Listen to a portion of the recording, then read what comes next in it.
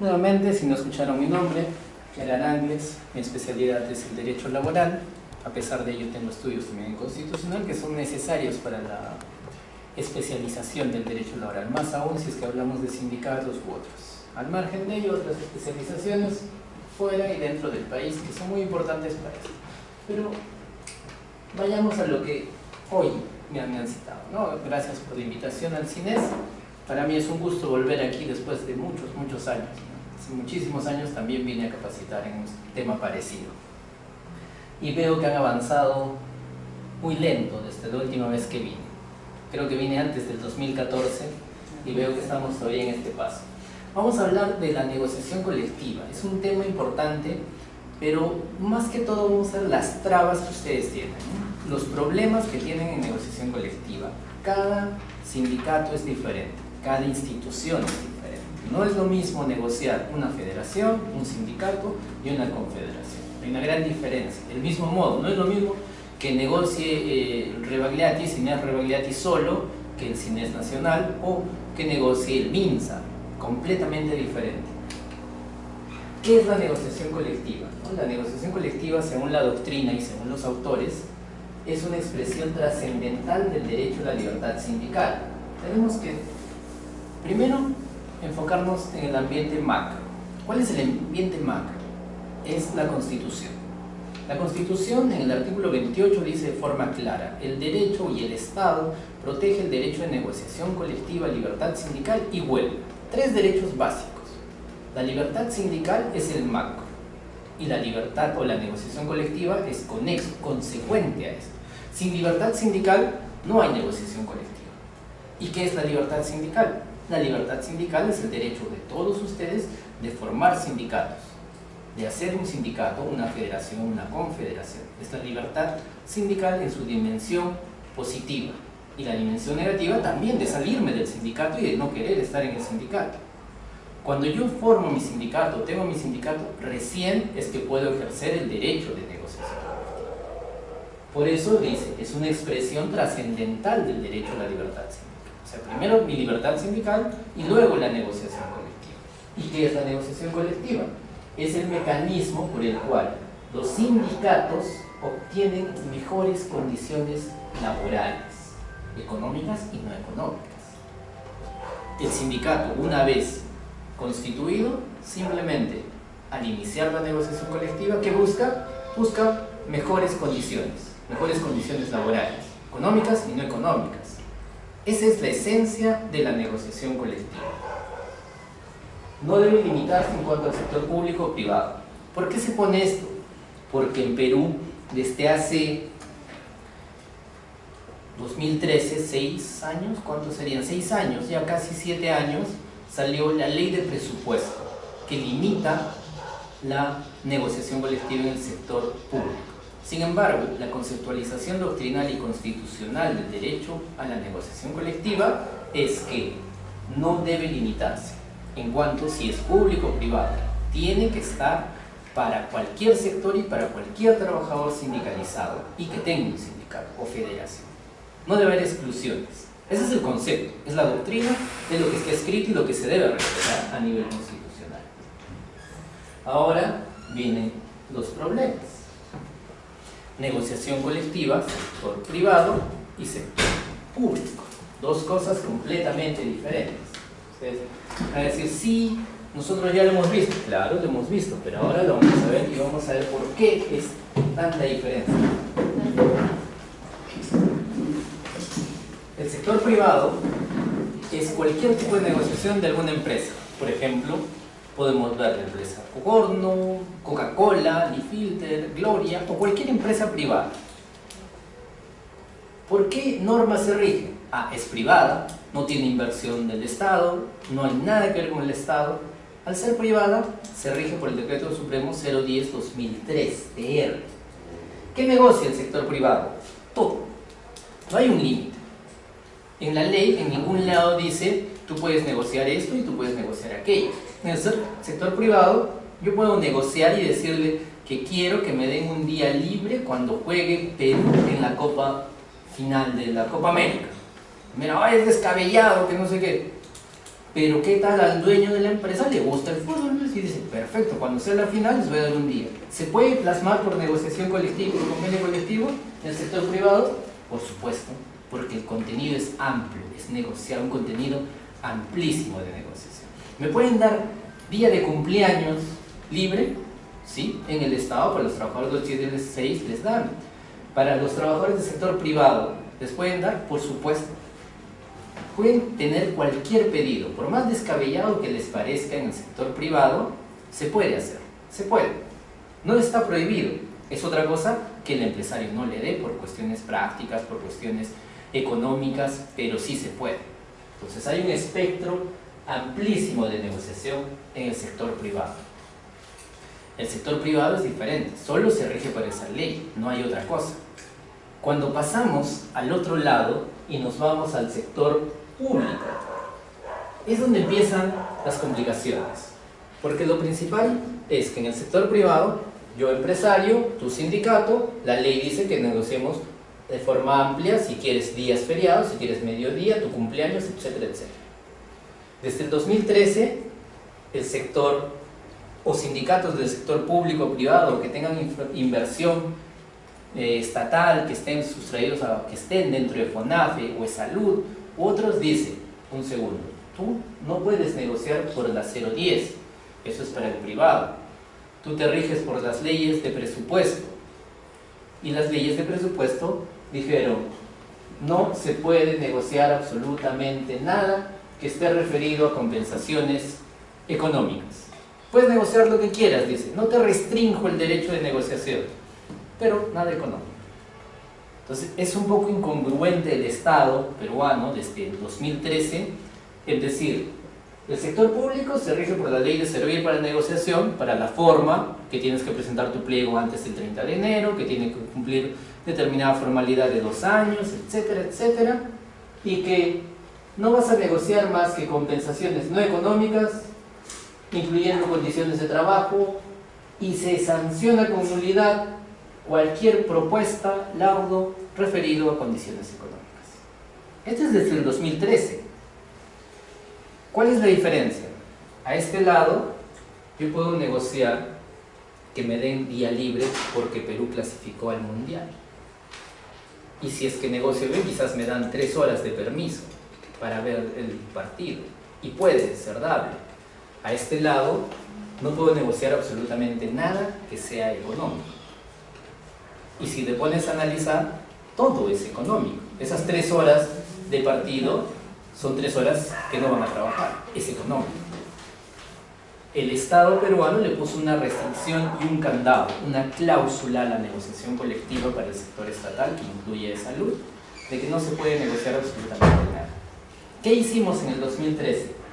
Empezamos a realizar demandas, porque es inconstitucional. La Constitución dice que la negociación colectiva es libre, es amplia.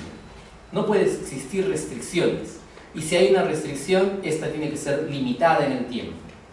Pues en 2013 se presentó la demanda, ganamos la demanda y todos los sindicatos que quieren llegar a tener un convenio colectivo del sector estatal tienen que llegar a través de un laudo arbitral. Entonces, les voy a explicar cómo llegamos a ese laudo arbitral. ¿Por qué el Estado nos pone tan difícil el camino para el sector o para los sindicatos de entidades públicas? ¿Y por qué el otro lado es un poco más flexible, si quieren llamarlo así? Pero no podemos llegar a establecer o a entender del por qué tenemos que llegar a un laudo y no una huelga, o la huelga que tuvieron en el 2014 fue, ¿no? o huelga, si no conocemos el procedimiento. Como dijo el licenciado Freddy, es importante que sepamos de forma clara y precisa los conceptos de la negociación colectiva, las etapas de la negociación colectiva, y qué podemos hacer o qué no podemos hacer en cada etapa, qué firmar o no firmar. Porque he visto yo, y tienen varios documentos que legalmente no tienen validez. Y dentro de su convenio también hay cláusulas que no son obligatorias. Disculpen la palabra, pero es un saludo a la bandera alguna de sus cláusulas. Y yo les voy a decir por qué. Negociación colectiva. Ya tenemos la negociación colectiva. No le he puesto la etapa previa Porque hay una etapa de preparación previa al trato directo, ¿no? A la preparación del pliego de reclamos. El pliego de reclamos no es otra cosa que nuestro petitorio. Cuando nos reunimos acá, la comisión negociadora del CEN-CINES o la comisión negociadora del CINES y dice qué cosas necesitamos y cuáles son nuestros principales problemas. Entonces dirán, la brecha. Sí, la brecha no es nueva, ¿no? Es desde siempre. ¿Qué necesitamos? Que nos den nuevos implementos de salud y que a los que están en radio ya no 7 días, 10 días, 15 días. Cuestiones y necesidades básicas. La canasta navideña tiene que mejorar, o el BEC, etc. Son los problemas que tienen que poner en el pliego. Es un pliego de reclamos. Tú le pides al empleador lo que quieres. ¿Cuál es el error que cometen los sindicatos y los asesores? Que tienen en su cabeza eso de pídele 10 para que siquiera te dé 1. Ese es un error de negociación colectiva. Porque si tú le pides 10 y te da 1, ¿quién ha cedido 9? Entonces, quien cede 9 puntos no es un buen negociador. No empieza así la negociación. Y tiene que ser puntos más realistas. Yo siempre les digo, tratemos de ser más realistas. ¿Para qué? Porque si sé que voy a obtener 2, ¿para qué le pido 20 o le pido 15? Le pido 5, 6, e igual que la institución me planto, ¿no? ¿Cuánto quieres? 4.99. ¿Cuánto te da? 1. ¿Cuánto quieres? 4.98. Y bajas en esa proporción. Pero si bajas de 10 a 5 o a 4, hay una gran diferencia de negociación. No es estratégico, se nota la diferencia. Por eso es que siempre es necesario tener un pliego de reclamos consensuado, razonado y, como dice el ministerio, sincerado. Entonces, les gusta usar esa palabra, el ministerio, no sé si existe más, pero un pliego real, que no sea tan costoso. ¿Por qué? Porque eso se va a valorizar luego. Ese pliego luego va a valorizarse y es lo que les ha costado a ustedes un lado. La etapa, o la primera etapa, se llama trato directo. La segunda etapa, conciliación. Estas dos de acá, trato directo y conciliación, son las etapas de diálogo. Son 2 etapas de diálogo. Luego viene la huelga o arbitraje, que ya no son etapas de diálogo, son etapas de conflicto. Son parte de la negociación colectiva, pero son conflictivas. Ya no estamos en un diálogo. El trato directo y la conciliación, sí, estamos de tú a tú, frente a frente, y no hay un tercero que pueda resolver nuestro conflicto. El trato directo se inicia con la presentación del pliego de reclamos. Es decir, que ya consensuamos nuestro pliego, ya decidimos qué vamos a presentar, lo llevamos a la institución, luego al ministerio, y dentro de los 10 días la institución te llama a negociar. ¿En qué consiste? Ustedes la conocen perfectamente, que es sentarnos en la mesa y dialogar. Aquí hay otro error. Muchas veces los dirigentes sindicales no llevan abogados. Tienen que llevar asesoría sí o sí, porque al otro lado de la mesa, ¿quiénes están? Jefe de personal, ¿qué es? Abogado. Gerente de administración, ¿qué es? Abogado. Y la mayoría que está sentada ahí son abogados. Asesor legal con su equipo. Y son como 4 o 5 abogados. Y solo los dirigentes, por más poder que tengamos político, poder de nuestros afiliados, a la hora de interpretar las normas, muchas veces incluso los van a engañar. Yo he visto que no, la ley dice así. Y en ese instante en el que estás negociando, si no está tu abogado preparado para eso, también sí debe ser. Tiene que ser alguien que conozca la negociación. Ese es un consejo de asesoría legal en negociación colectiva. Es muy importante la asesoría. Tiene que ser alguien que conozca el sector. Y tampoco que sea negociación colectiva, tiene que ser especializado en el sector estatal, como para que te diga, por ejemplo, si les dice, la otra parte te dice, no te puedo dar el veto, porque la ley no establece en ningún lado, y tendrás que salir con otro argumento de costumbre u otro. Y tiene que conocer el sector. El abogado tiene que estar especializado en esta etapa. en el trato directo y tiene que darle las pautas necesarias a ustedes para que sepan defenderse o afrontar, si quieren llamarlo, la confrontación del otro lado. Porque el otro lado va a venir y te va a decir: ley de presupuesto, directiva de salud, normativa, etcétera, etcétera, dice que no te puedo dar nada. No es que no quiera, la ley me lo prohíbe. No sé, ¿les han dicho eso? ¿O me equivoco? Y te dicen: no es personal, la ley lo prohíbe. Y yo cumplo la ley. Eso es lo que dicen. Pero ellos no entienden de que el convenio colectivo tiene la naturaleza jurídica de ir más allá de la ley, más allá del contrato. Puede regular, modificar cosas. Para eso es todo esto, para eso se llama negociación colectiva. La ley puede decir que todos van a recibir una gratificación, un aguinaldo. Yo puedo hacer eso que suba, por supuesto, puedo ir más allá de la ley. Puedo modificar los contratos, por supuesto, pero hay que ver acorde al sector y las dificultades normativas. En esta primera etapa de diálogo, ustedes están aquí, sector público, están ahí. Por más de que me digan: no, pero de salud no recibe el presupuesto del Estado, es con sus ingresos de los afiliados. Sí, pero ¿a qué estamento orgánico está adscrito? Al Ministerio de Salud. Ministerio de Salud, Ministerio de Trabajo también, pero al Ministerio de Salud, porque es quien manda. Y el Ministerio de Salud es público. Entonces, estamos en el sector público. Esta primera etapa de diálogo, de trato directo, puede llevarse o las reuniones no tienen un límite, un plazo. Eso me preguntaba y me decían: ¿y cuánto es el tiempo? No hay un plazo. Puedo estar aquí 10 reuniones, 17, 20, un año, pero no sé qué tan provechoso sea 20 reuniones si no hay un acuerdo, ¿no? O sea 20 reuniones, y ahí que han llegado, no, nada, vamos, nos sentamos, tomamos cafecito, conversamos un ratito y dicen: no, ya, la siguiente nos vemos. No, tiene que haber productividad. Si tengo 30 puntos, 30 reuniones, un punto por reunión, no importa, pero tiene que haber avance. Y se tiene que firmar actas en cada reunión de trato directo. Tiene que haber un acta.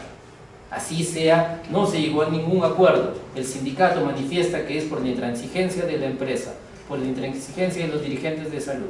Punto. Y continúa. Cuando no llegamos a ningún acuerdo en la etapa de trato directo, no nos ponemos de acuerdo para nada con el sector empresarial, en este caso institucional, ¿les molesta? No, ¿verdad? Ya. Para mí, porque yo sí estoy aquí un poquito. Sí, ya me quito y empezamos a hablar. No llegamos a ningún acuerdo en el trato directo, no hay solución. La institución nos va a decir que el presupuesto, que la ley, que etcétera, y no hay. Tienen ustedes la opción de dar por concluir y finalizada esa etapa. ¿Para qué? Para pasar a la siguiente etapa, la conciliación. ¿Y cuál es la diferencia de la etapa de trato directo con la conciliación? Que la conciliación se hace en las oficinas del ministerio y con un tercero interviniente que se llamará conciliador. El conciliador no está a favor del sindicato o a favor de la empresa, por si acaso, o a favor de salud. El conciliador está como un ente neutral que va a acercar a las partes. Ese es su trabajo. Su trabajo es acercar a las partes. E imagino que ustedes han estado en conciliaciones y han visto que los conciliadores hacen eso. ¿En cuánto está? En 5 y usted está en 7. ¿Qué les parece si llegamos a un punto medio, 6.5? Trata de acercarnos. Ese es su trabajo, no hay otro trabajo. Al margen de las críticas que podamos tener hacia el ministerio y las conciliaciones, el trabajo de los conciliadores es solo acercarnos. No ponerse a favor de un lado ni del otro y tampoco dar alternativas. Muchas veces confundimos y creemos que el ministerio va a ser quien solucione o que el conciliador tiene que darnos pautas. No, somos nosotros y él solo va a certificar, va a garantizar, va a decir: usted dijo en la anterior reunión que quería dar 8. Esa palabra para él es tomada como cierta. Ya no se puede estar como el anterior jugando, un día te digo 7, al otro 5, no. es oficial, por así decirlo. Las propuestas dadas son oficiales. Es la segunda etapa de diálogo.